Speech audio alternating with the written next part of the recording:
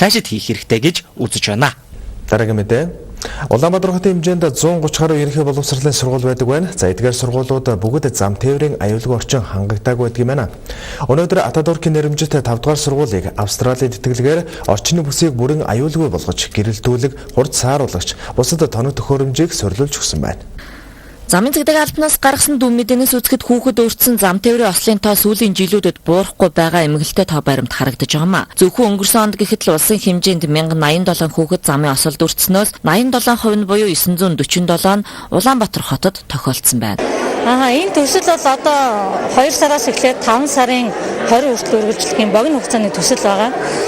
Бид нар энэ Австралид төгсөөд ирсэн хэсэг бүлэг хүмүүс сайн дурын үндсэн дээр нийгэмд яг Монголын нийгэмд тулгамдаад байгаа ямар асуудал байгаа, тэрнийг шийдэх гарц нь юу вэ?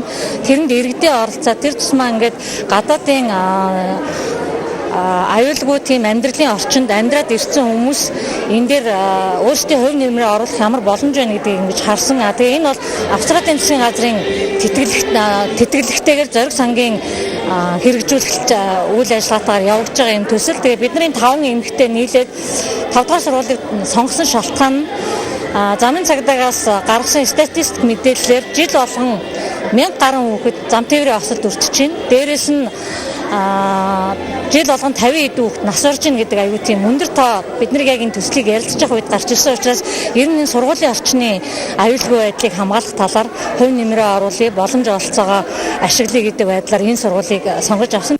Хүн бүр явган зорчигч, жолооч, асран хамгаалагч байдгаар иймээс замын хөдөлгөөний аюулгүй байдалд хамтын оролцоо, үйлдэл, үүрэг хариуцлага чухал гэж үзээд төслийн багийнхан Улаанбаатар хотын нийт хүн амын дунд замын хөдөлгөөний соёлыг сайжруулах, сонор сэрэмжийг дээшлүүлэх өргөн хүрээний аян эхлүүлсний нэг нь хурдаа хас хүүхэд Facebook хуудас юм а. Хуудасаараа дамжуулан замын хөдөлгөөний ослоос бяцхан үрсэг хэрхэн хамгаалах, хөдөлгөөнд аюулгүй оролцох зөвлөмжүүдийг нийт иргэдэд хүргэхийг зориулж ажиллаж байгаа юм байна.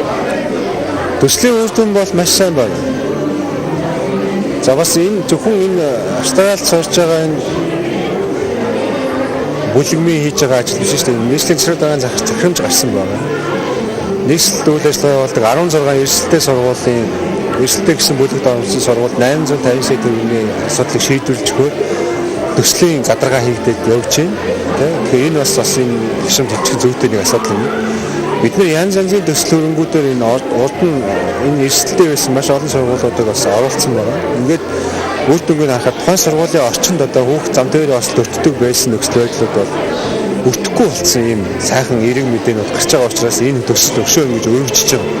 Хүүхдүүд зам тээврийн осолд нэлээд өртөж байна. Энэ одоо гол шалтгаанууд бол за хамгийн гол одоо бидний хөдөлж байгаа зүйл бол сургуулийн ойр орчмыг нэгдүгээрт нь замын хөдөлгөөний аюулгүй байдлыг стандарт нийцсэн үсгийн тохиолдох шаардлагатай юм байна гэдэг юм дүгнэлтэнд хүрч байгаа. Тэгэхээр зэрэг манай Чингэлтэй дүүргийн хувьд өнгөрсөн жилд бол нэг сургуулийг нэлээдгүй сайн тохиолсон. Энэ хэдгээр сургууль вэ гэвэл одоо 50 дугаар сургууль. 50 дугаар сургуулиас өнгөрсөн жилд бол жишээлбэл зам тээврийн осолд өртөх хүүхдийн тоо багассан.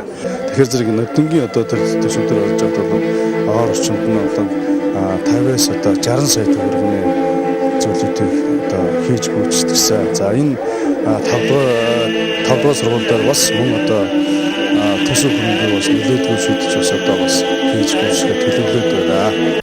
Дэлхийн өндөр хөгжилтэй орнуудад сургуулийн бүсийн аюулгүй болгон тогтоолох хүүхдүүдэд замын хөдөлгөөний аюулгүй байдлын хичээл заах гэх мэт маш олон үр дүнтэй аргуудыг хэрэгжүүлдэг. Улаанбаатар хотын хувьд энэ тал дээр санаачлан эхлүүлж байгаа олон ажил байгаа ч энэхүү тоо баримтууд зам тээврийн ослыг бууруулах тал дээр улам анхаарч ажиллах шаардлагатайг харуулсаар байна. Монгол Улсын засгийн газрын үйлдвэржилтийн